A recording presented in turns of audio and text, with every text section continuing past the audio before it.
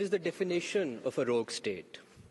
A rogue state holds the international law in utter contempt and violates its every precept unabashedly. A state that illegally occupies a UN-recognized disputed territory, disregards UNSC resolutions, and shamelessly attempts to perpetuate its illegal occupation. A state that violates every human right of those under its illegal occupation. A state that demolishes innocent people's homes and perpetrates collective punishment. A state that carries out demographic engineering projects in occupied territory at an industrial scale.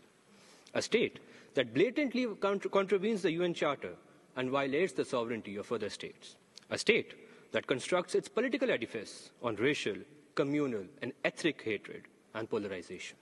A state that attacks innocent civilians and violates the international humanitarian law and takes pride in these violations.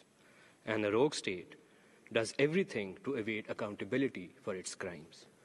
Madam Vice President, this rogue state is not in the Middle East. It is in South Asia, and sadly, it is our neighbor.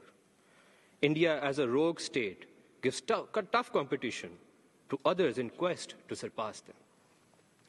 After launching unprovoked and unjustified cross-border attacks on civilians in Pakistan, it attempted to cut off water and gloated about threatening the well-being of 240 million civilians.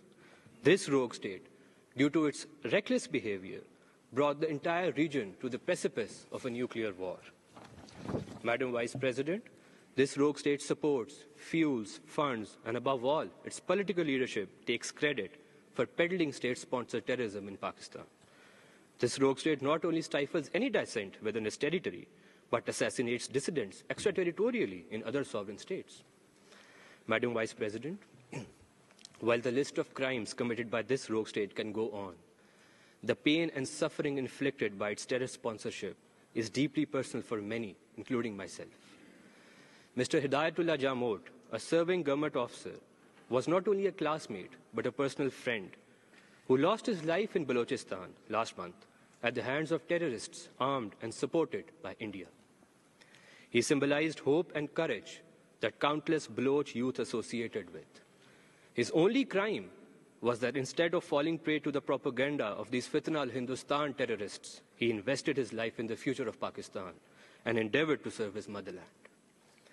Madam Vice President, I reiterate that Pakistan will respond to any challenge posed by the Indian military or by its lackeys in the form of terrorists or any other manifestation of these threats by all means at our disposal. I thank you.